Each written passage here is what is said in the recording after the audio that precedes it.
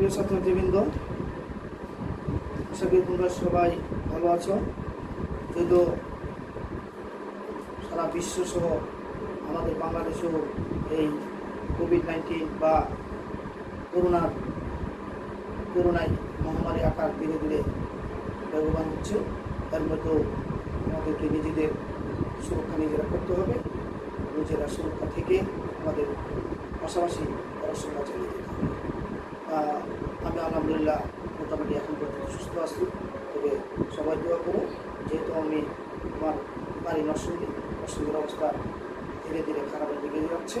ঢাকার কাছাকাছি যেহেতু আমাদের নরসিংদীতে পর্যন্ত প্রায় এই করোনা ভাইরাসের রোগীর সংখ্যা 900 উপরে চলে গেছে। তো আমরা আগের ক্লাসে বলেছিলাম, আমরা পরবর্তী ক্লাসে আলোচনা করবো হযরত উসমান রাদিয়াল্লাহু তাআলা আনহুকে নিয়ে, ইসলামের তৃতীয় খলিফা। আমরা তার আজকে আলোচনা করবো ইসলামের তৃতীয় খলিফা হযরত উসমান রাদিয়াল্লাহু তাআলা আনহু, তার শাসন কার্যাবলী সম্পর্কে হালকা হবে এবং পরবর্তীকালে তার হযরত উসমানের বিরুদ্ধে আনিত অভিযোগ সমূহ এবং হযরত উসমানের হত্যার কারণ এবং ফলাফল। তো চলো আমরা শুরু করি হযরত উসমান রাদিয়াল্লাহু তাআলা। ইসলামের তৃতীয় খলিফা হযরত উসমান রাদিয়াল্লাহু তাআলা আনহু ছিলেন ইসলাম ও মনিসুল ইসলামের প্রতি নিবেদিত। তার অনুপম চারিত্রিক বৈশিষ্ট্য, তাকওয়া এবং ইসলামিক রাষ্ট্রীয় কর্মকাণ্ডের কারণে তিনি ইসলামের ইতিহাসে এক বিশেষ স্থান দখল করেছেন। তিনি 11 বছর 11 মাস 17 দিন রাজ্য শাসন করেন। এর মধ্যে 6 বছর ছিল শান্তিপূর্ণ, পরের 6 বছর, বিশেষ করে শেষের 2 বছর ছিল রাষ্ট্রের রাজনৈতিক অস্থিরতা। একটি ইহুদি চক্র আল্লাহ খলিফার বিরুদ্ধে কতিপয় ভিত্তিহীন অভিযোগ এনে ইসলামী সাম্রাজ্যে অরাজকতা ও বিশৃঙ্খলা সৃষ্টি করে। ভিত্তিহীন অভিযোগে তাকে শাহাদত বরণ করতে হয়। তার শাহাদতের ফলে ইসলামী বিশ্বের অপরিণত প্রতিষ্ঠানে হযরত উসমান রাদিয়াল্লাহু তাআলা আনহুর বংশ পরিচয়। হযরত উসমান রাদিয়াল্লাহু তাআলা আনহু 573 খ্রিস্টাব্দে, কারো মতে 576 খ্রিস্টাব্দে কুরাইশ বংশের উমাইয়া গোত্রে জন্মগ্রহণ করেন। ইসলাম গ্রহণের পূর্বে তার নাম ছিল আবু আমর ও আবু আব্দুল্লাহ। তিনি মনিসুল ইসলামের রূপকন্যা রুকায়া এবং উম্মে কুলসুমকে বিবাহ করেন বলে তার উপাধি হয় জুন্নুরাইন, অর্থাৎ 2 রশ্মির অধিকারী। তার বাবার নাম আফফান এবং মাতার নাম আরওয়াহ। তার মা মনিসুল ইসলামের আপন ফুফি উম্মে হাকিম বিনতে আব্দুল মুত্তালিবের কন্যা ছিলেন। তার পরদাদা উমাইয়া ইবনে আবদি শামস কুরাইশ বংশের সর্দারদের অন্যতম ছিলেন। উমাইয়া রাজবংশ তার নাম অনুসারী হয়েছে। হযরত উসমান রাদিয়াল্লাহু তাআলা আনহুর বংশ পঞ্চম ঊর্ধ্বতন পুরুষে গিয়ে মনিসুল ইসলামের বংশ দ্বারা নামের সাথে মিলিত হয়েছে। হযরত আবু বকর ছিলেন তার ঘনিষ্ঠ বন্ধু। হযরত উসমানের উচ্চতা ছিল মধ্যম, গায়ের রং ছিল ঈষৎ অগ্রিম, নাসিকে ছিল উন্নত, উপগ্র এবং গণ্ডদোষ ছিল মাংস। তিনি অত্যন্ত সুদর্শন ছিলেন। এইগুলো হযরত উসমানের বংশ পরিচয়। আমরা এখন তার খলিফা হওয়ার পূর্বে ইসলামের খেদমতে উনি কি ভূমিকা পালন করেছিলেন এটা আলোচনা। মদিনায় হিজরত করার পর হযরত উসমান রাদিয়াল্লাহু তাআলা আনহু ইসলামের খেদমতে গুরুত্বপূর্ণ অংশগ্রহণ করেছিলেন। তিনি তার যাবতীয় ধন সম্পদ ইসলামের খেদমতে নিয়োজিত করেছিলেন এবং এর দিক দিয়ে তিনি একমাত্র ব্যক্তি যিনি হযরত আবু বকরের পরবর্তী স্থানের অধিকারী ছিলেন। রাসূল করিম সাল্লাল্লাহু আলাইহি ওয়াসাল্লাম যখন মুসলমানদের জন্য একটি কূপ খনন করতে চাইলেন, তখন হযরত উসমান তার জন্য 20 দিরহাম দান করেন। পুনরায় নবী করিম সাল্লাল্লাহু আলাইহি ওয়াসাল্লাম যখন মসজিদ সম্প্রসারণের জন্য এর সংশ্লিষ্ট একখণ্ড জমি খরিদ করতে চাইলেন, তখন উসমান নিজ অর্থ দিয়ে তা কিনে দিলেন। তাবুক অভিযানের সময় মুসলমানরা যখন অত্যন্ত অসুবিধার সম্মুখীন, তখন তিনি নগদ 10,000 দিনার ও একটি ও 1000 উট দান করেছিলেন। বদরের যুদ্ধের সময় তার স্ত্রী রুকাইয়া অসুস্থ থাকার কারণে তিনি তাদের যোগদান করতে পারেননি। রাসূল সাল্লাল্লাহু আলাইহি ওয়াসাল্লাম এর আদেশে তিনি তার অসুস্থ স্ত্রীর পাশে ছিলেন। উহুদের যুদ্ধে তিনি অংশগ্রহণ করেছিলেন, অন্যান্য যুদ্ধেও তিনি যোগদান করেছিলেন, কিন্তু রাসূল সাল্লাল্লাহু আলাইহি ওয়াসাল্লামের ইচ্ছা অনুযায়ী তিনি হুদায়বিয়ার সন্ধি চুক্তির সময় সেখানে উপস্থিত ছিলেন। খলিফা আবু বকর, খলিফা ওমরের আমলে তিনি রাষ্ট্র পরিচালনার ব্যাপারে গুরুত্বপূর্ণ ভূমিকা পালন করেছিলেন। উভয় খলিফাই সর্বদা তাদের কর্তব্য সম্পাদনের পূর্বে ওসমানের নিকট হতে পরামর্শ গ্রহণ করতেন।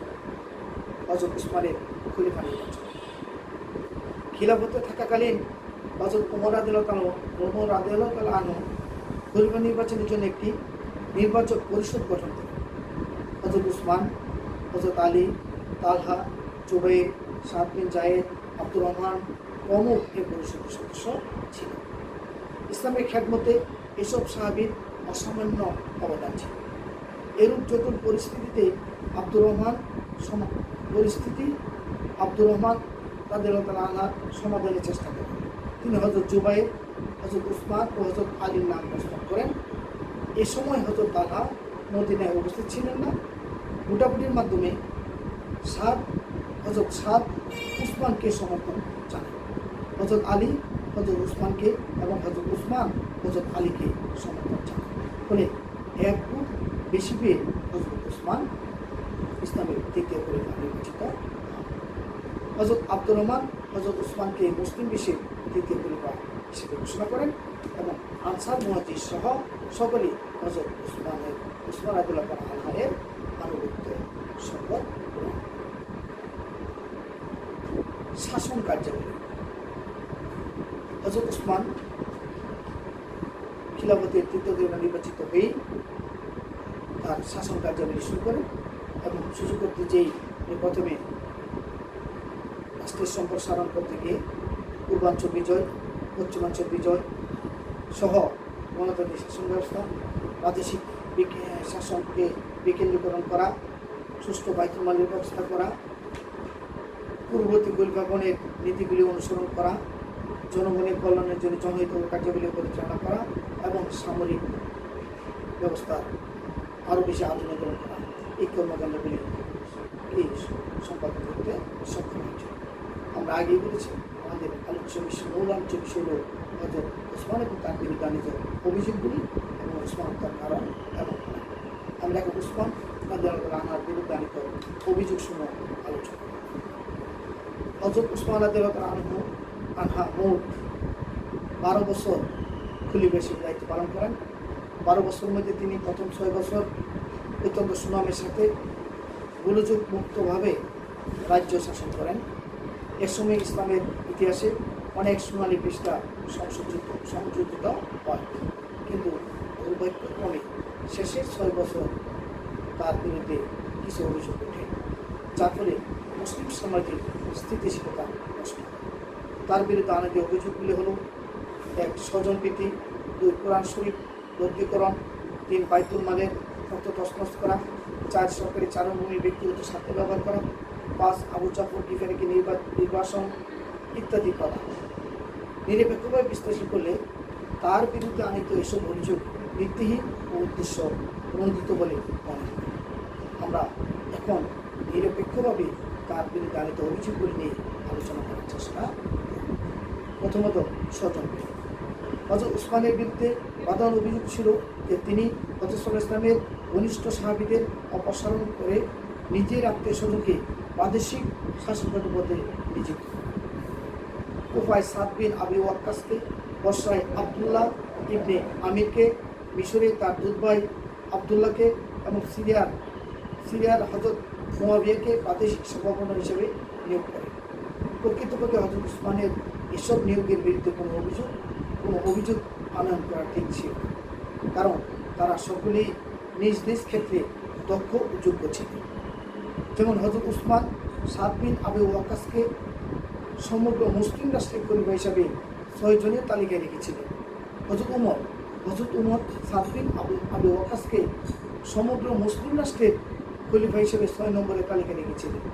হযরত মুয়াবিয়া যে যোগ্য ও দক্ষ শাসক ছিলেন তার পরবর্তী রাজ্য শাসনে তা প্রমাণিত হয়। কোরআন শরীফ ধরতে পারে। হযরত উসমানের বিরুদ্ধে আনিত অভিযোগগুলোর মধ্যে অন্যতম আরেকটি অভিযোগ ছিল কোরআন শরীফ ধরতে করা বা পুড়িয়ে ফেলা। বসরা, দামেস্ক, হিমস, পারস্য বা আজারবাইজানের মুসলমানদের কোরআন শরীফ পাঠ আবৃত্তি উচ্চারণের পার্থক্য দূরীকরণে হুযাইফা ও বসরার শাসক হযরত উসমান রাদিয়াল্লাহু কোরআন শরীফ সংকলনের অনুরোধ করেছিলেন। আর এই সমস্যা দূরীকরণে খলিফা 551 সালে হযরত মুহাম্মদ ইসলামের অভিলেখক জায়েদ বিন সাবিতের নেতৃত্বে একটি কমিটি গঠন করেন। কমিটির পরামর্শ মোতাবেক হযরত উসমান রাদিয়াল্লাহু তাআলা আনহু সাম্রাজ্যের বিভিন্ন অঞ্চলে ব্যবহৃত কোরআন শরীফের পাণ্ডুলিপি জোগাড় করেন। সেগুলির সাথে হযরত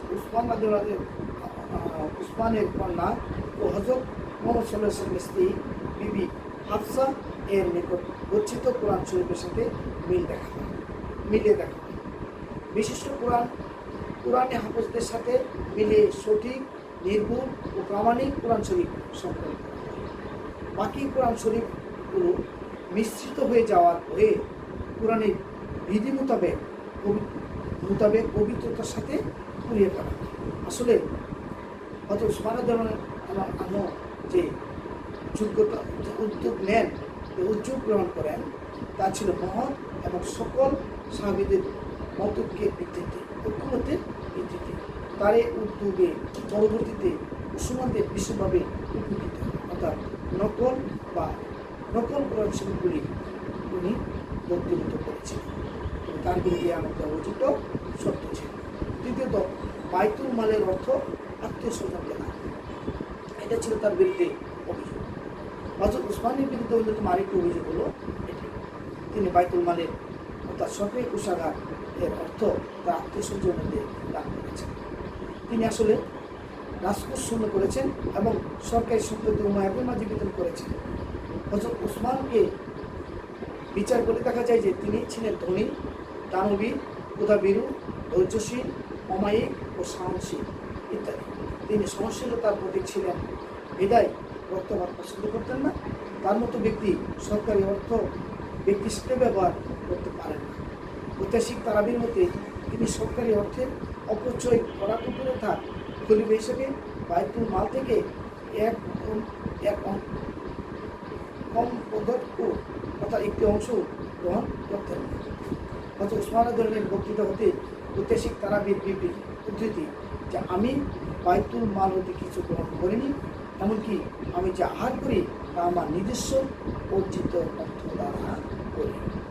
এ থেকে বোঝা যায় তার বিরুদ্ধে যে অভিযোগ যে আত্মীয় স্বজনকে বাইতুল মালের অর্থ দান, এটা সঠিক ছিল। চতুর্থ অভিযোগ ছিল চারণভূমি নিজস্ব কাজে করা। আসলে বিদ্রোহীগণ অভিযোগ করেছিলেন যে সরকারি চারণভূমি খলিফা নিজস্ব পশুচারণের জন্য ব্যবহার করে। আসলে সত্য ঘটনা হলো সরকারি চারণভূমি সরকারি স্বার্থ ছাড়া হযরত আবু বকর, হযরত উমরের আমল থেকেই জনসাধারণের ব্যবহার নিষিদ্ধ ছিল। হযরত উসমান রাদিয়াল্লাহু পূর্ববর্তী খলিফাদের নীতি অনুসরণ করেছেন মাত্র। সরকারি চারণভূমিতে যেসব উট ঘোড়া চলেছিল সেগুলো সরকারি কাজে অর্থাৎ যুদ্ধের জন্য রক্ষিত উট ঘোড়া ছিল। হযরত উসমান নিজের ব্যক্তিগত কাজে সরকারি চারণভূমি ব্যবহার করেননি। বিদায় তার বিরুদ্ধে আনিত এই অভিযোগ সম্পূর্ণ ভিত্তিহীন ও হীনস্বার্থ চরিতার্থ করার জন্য ছিল। 5. আবু যর আল গিফারির নির্বাসন। হযরত উসমান রাদিয়াল্লাহু তাআলা আনহু আবু যর আল গিফারি নামক একজন বিশিষ্ট বৃদ্ধ সাহাবীকে নির্বাসন দেন। তিনি ধর্মভীরু তাপস ব্যক্তি ছিলেন। তিনি মুসলমানদের ধর্ষমত সঞ্চয়ের বিপক্ষে অবস্থান গ্রহণ করেন। তিনি কুরআন শরীফের 9 নং সূরার 34 নং আয়াতকে দলিল হিসেবে উপস্থাপন করেন। কুরআন শরীফের উপর ভিত্তি করে তিনি প্রচার করতে থাকেন যে ধন সম্পদ সঞ্চয় করার জন্য নয়, এটা জনহিতকর কাজে ব্যয় করার জন্য। তিনি সিরিয়ায় এ মতবাদ প্রচার করতে থাকেন। মুয়াবিয়া সুকৌশলে তাকে মদিনায় পাঠিয়ে দেন। মদিনাতে তার বিশ্বাসী বাণী যথেষ্ট জনপ্রিয়তা লাভ করতে থাকে। খলিফা তাকে বোঝাতে চেষ্টা করেন যে জাকাত, উসর, ফিতরা সহ কোরআন শরীফের শর্ত পূরণ করে ধন সম্পদ সঞ্চয় করলে দোষের কিছু নাই। আবু জার বিভারী তার নিজস্ব মতবাদ প্রচার করতে অপর থাকে। বাধ্য হয়ে অনিচ্ছা সত্ত্বেও খলিফা তাকে রাবাজা নামক স্থানে নির্বাসন দেন। দুর্ভাগ্যক্রমে সেখানে তিনি 2 বছর নির্বাসন থেকে ইন্তেকাল করেন। মূলত ইসলামের পক্ষেই উনি তাকে নির্বাসিত করেছিলেন। কাবাকে সম্প্রসারণ। কাবাকে সম্প্রসারণের কাজ শুরু হয় হযরত উসমান রাদিয়াল্লাহু তাআলা আনহুর আমলে এবং শেষ হয় হযরত উসমান রাদিয়াল্লাহু তাআলা আমলে 647 সালে। কাবাকে সম্প্রসারের জন্য যাদের জমি অধিগ্রহণ করতে হয় তারা হযরত উসমানের আমলে ক্ষতিপূরণ দাবি করেনি, কিন্তু হযরত উসমানের আমলে ক্ষতিপূরণ দাবি করেন। ফলে খলিফা তাদের ক্ষতিপূরণ দিতে রাজি হন, কিন্তু জমিতে তারা ক্ষতিপূরণ না নিয়ে রাজ্যের অহেতুক গোলমাল শুরু করে। পরিস্থিতি কোনোভাবেই সামাল না দিতে পেরে হযরত উসমান জমিদাতাদের কারারুদ্ধ করেন। বিদ্রোহীদের হযরত উসমান রাদিয়াল্লাহু তাআলা বিদ্রোহীরা হযরত উসমান রাদিয়াল্লাহু তাআলার সিদ্ধান্তকে উদ্দেশ্যমূলক হীনস্বার্থ করা হয়েছে বলে দাবি করে এসব বিভিন্ন উদ্দেশ্যমূলক অভিযোগ হযরত উসমানের বিরুদ্ধে আনিত হয়। অভিযোগগুলো প্রকৃতি ও প্রেক্ষাপট বিশ্লেষণে দেখা যায় যে রাষ্ট্রীয় সিদ্ধান্তকে ভিন্ন বিরোধিতা করাই বিদ্রোহী বা অভিযোগকারীদের উদ্দেশ্য ছিল। এইগুলো হযরত উসমানের বিরুদ্ধে আনিত অভিযোগসমূহ। আমরা এখন আলোচনা করব হযরত উসমান হত্যার কারণ এবং এই ফলাফল। কুরাইশ অকুরাইশ দ্বন্দ্ব। হযরত উসমান রাদিয়াল্লাহু তাআলা আনহু 644 থেকে 656 মোট 12 বছর রাজ্য শাসন করেন। প্রথম 6 বছর শান্তিতে অতিবাহিত হলেও দ্বিতীয় 6 বছর রাজনৈতিক স্থিরতা বিদ্রোহের মধ্যে কাটে। আব্দুল মান্নাফের ছেলে হাসিম ও আব্দুল শামসের পুত্র উমাইয়ার নামে দুটি পুত্র কুরাইশ বংশে পরিচিতি লাভ করে। কাবার পুরোহিত ও মক্কার শাসন ব্যবস্থা নিয়ে হাসিম ও উমাইয়া পুত্রের মধ্যে বিরোধ লাগে। এই বিরোধ পরবর্তী প্রজন্মের জন্য শতাব্দীর পর শতাব্দী চলে। হযরত মুহাম্মদ সাল্লাল্লাহু আলাইহি ওয়াসাল্লামের আমলে বিরোধ না থাকলেও হযরত উসমানের আমল থেকে এই বিরোধ তুঙ্গে ওঠে। হযরত উসমান রাদিয়াল্লাহু তাআলা আনহু হযরত ওমরের নিষেধাজ্ঞা বাতিল করেন এবং কুরাইশদের ইরাকে ভূমি প্রদান করেন।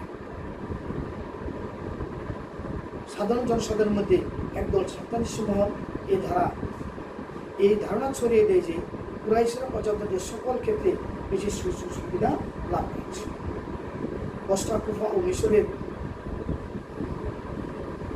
উস্তাতে দ্রুত এই ধারণা ছড়িয়ে পড়ে। ফলে কুরাইশ এবং অকুরাইশদের মাঝে মনস্তাত্ত্বিক লড়াই শুরু হয়। অকুরাইশগণ কুরাইশ ঠেকাও আন্দোলনে নেমে পড়ে। জনসাধারণ এই জন্য কুরাইশ তথা খলিফার সকল সিদ্ধান্তের বিরোধিতা করতে থাকে।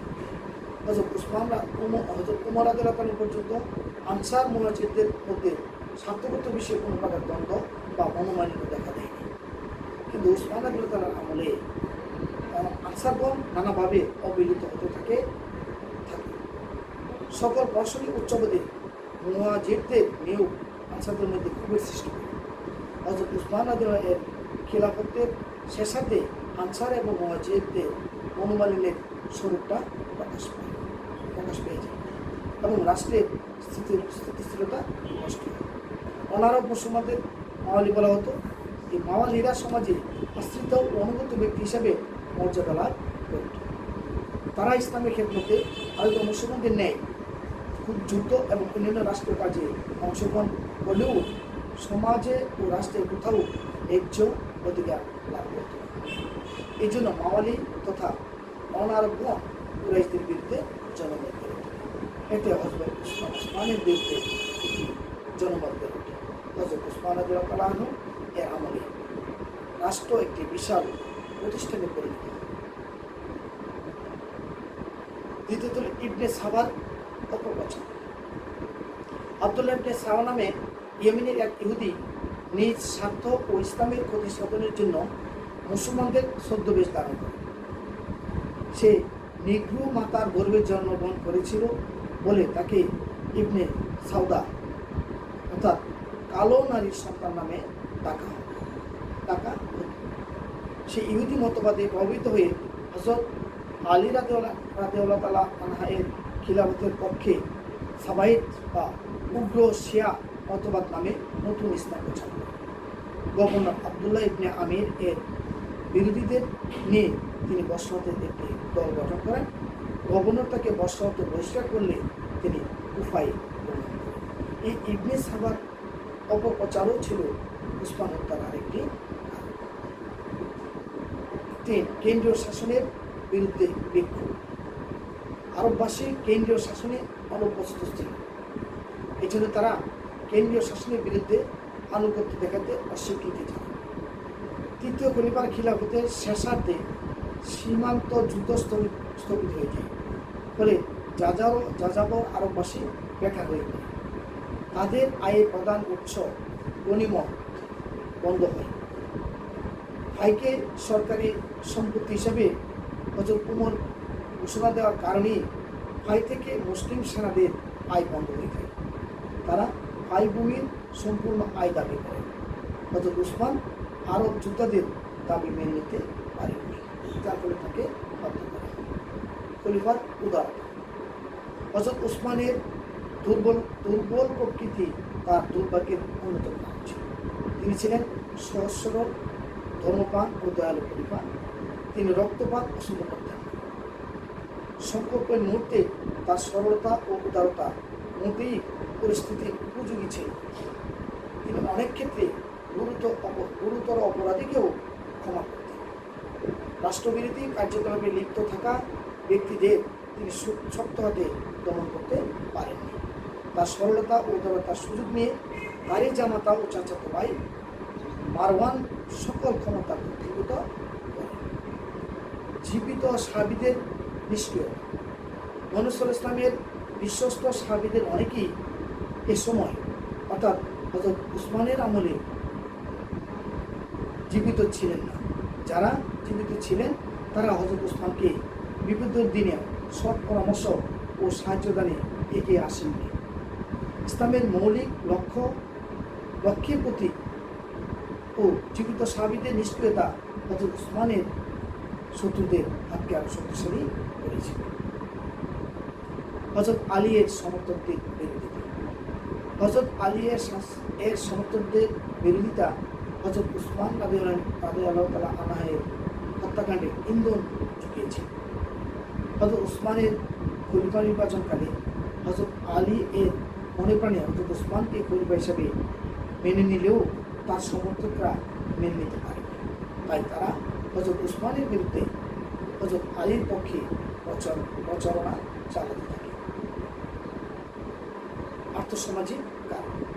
হযরত উসমান রাদিয়াল্লাহু তাআলার আমলে বিখ্যাত পারস্য ও রোমান সাম্রাজ্য দখলে মরুবাসী যাযাবরদের যথেষ্ট গুরুত্বপূর্ণ ভূমিকা ছিল, কিন্তু তাদের আর্থসামাজিক সুযোগ থেকে তারা বঞ্চিত ছিল।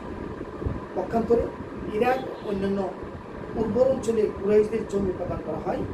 এর ফলে মরুভূমির আরব যাযাবর কুরাইশদের পদমর্যাদা ও অধিকারের বিপক্ষে অবস্থান নেয়, যা প্রকারান্তরে ইসলামী রাষ্ট্রের স্থিতিশীলতাকে নষ্ট করে।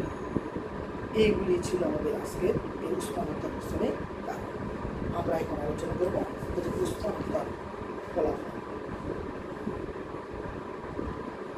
হযরত উসমান রাদিয়াল্লাহু তাআলা আনহু-এর হত্যাকাণ্ড ইসলামের ইতিহাসে গতি প্রবাহ নির্ধারণে গভীর ও সুদূর প্রসারী প্রভাব বিস্তার করে। হযরত উসমান হত্যা ইসলামের অন্য যে কোনো ঘটনা অপেক্ষা অত্যন্ত গুরুতর যুগান্তকারী। তার হত্যার কারণে ইসলাম এবং মুসলিম বিশ্বের সুদূর প্রসারী ফলাফল নিচে তুলে ধরা হয়। গণতন্ত্রের গৃহযুদ্ধের সূচক। প্রথম দুই খলিফার আমলে মুসলমানদের মধ্যে যে ঐক্য সংহতি গড়ে ওঠে তা হযরত উসমান রাদিয়াল্লাহু তাআলার আমলে নষ্ট হয়ে যায়। কুরাইশ, হাশিমিয়, উমাইয়া, আনসার, মুহাজির, আরব, অনারব ইত্যাদিতে মুসলিম বিশ্ব বিভক্ত হয়ে যায়। ঐতিহাসিক জোসেফের আরব সিভিলাইজেশন গ্রন্থে বলেন, অর্থাৎ হযরত উসমান এর হত্যা ছিল গৃহযুদ্ধের সংকেত ছিল। হযরত উসমানের হত্যাকাণ্ডকে ভিত্তি করে উষ্ট্রের যুদ্ধ, সিফিনের যুদ্ধ এবং কারবালা যুদ্ধ সংঘটিত হয়েছে। খিলাফতের মর্যাদা হানি। তৃতীয় খলিফা হযরত উসমানের হত্যাকাণ্ড ইসলামের ঐক্যের প্রতি খিলাফতের ধর্মীয় ও নৈতিক মর্যাদাকে ক্ষুণ্ণ করে। এই হত্যাকাণ্ডে খলিফাদের প্রতি জনগণের ভক্তি শ্রদ্ধা শিথিল হয়ে পড়ে। খলিফার হত্যাকাণ্ডের পর হতে চরিত্র বল অপেক্ষা কূটনৈতিক কলাকৌশল ও তরবারের শক্তি খিলাফত লাভের সর্বোৎকৃষ্ট পন্থা হিসেবে বিবেচিত হতে থাকে। বিদ্রোহী মুসলিম কর্তৃক একজন খলিফার প্রাণ সংহার দ্বারা যে বেদনা বিদুর নজির সৃষ্টি হলো তা ইসলামের ঐক্যের প্রতীক খিলাফতের ধর্মীয় ও নৈতিক মর্যাদাকে মারাত্মকভাবে ম্লান করেছে। বিভিন্ন ধর্মীয় রাজনৈতিক সম্প্রদায়ের উদ্ভব। হযরত উসমান রাদিয়াল্লাহু তাআলা আনহা এর হত্যাকাণ্ডের পর মুসলিম রাষ্ট্রের রাজনৈতিক পরিস্থিতি অত্যন্ত জটিল ও বহুমুখী হয়ে পড়ে। বিভিন্ন পথ ও মতে সৃষ্টি হয়।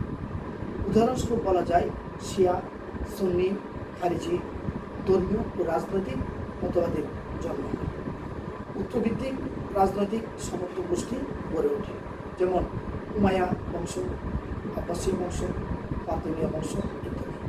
প্রত্যেক বংশ রাজ্যে রাজনৈতিক মতবাদ প্রচার করে এবং ক্ষমতা লোভে আগ্রহী হয়ে ওঠে। গণতন্ত্রের সমাধি। হযরত আবু বকর রাদিয়াল্লাহু তাআলা আনহু, হযরত ওমর রাদিয়াল্লাহু তাআলা আনহু এর আমলে খিলাফতকে ধর্মীয় দৃষ্টিকোণ থেকে গুরুদায়িত্ব বলে মনে করা হতো। কিন্তু হযরত মুয়াবিয়ার সময় থেকে খিলাফতে অধিষ্ঠিত হওয়াকে সামাজিক ও রাজনৈতিক প্রভাবক হিসেবে ধরা হয়। এই জন্য খলিফা হওয়ার জন্য অনেকেই আগ্রহ প্রকাশ করে। হযরত মুয়াবিয়া এক পর্যায়ে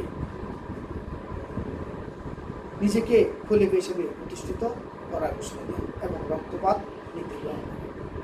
কূটকৌশলে বিজয় হয়ে 661 সালে মুয়াবিয়া খলিফার শাসক নির্বাচিত হন। মুয়াবিয়া খলিফা অর্থাৎ শাসক নির্বাচিত হন। তার ছেলেকে পরবর্তী শাসক নির্বাচনের মাধ্যমে গণতন্ত্রের সমাধি উচিত হয় এবং রাজতন্ত্রের উদ্ভব হয়। মূলত উসমান হত্যার পর থেকেই এই খিলাফতের প্রতি ক্ষমতার প্রতি লোভের সৃষ্টি হয়, আর এ থেকেই পরবর্তীকালে কি হয়, গণতন্ত্রের সমাধি উচিত হয়।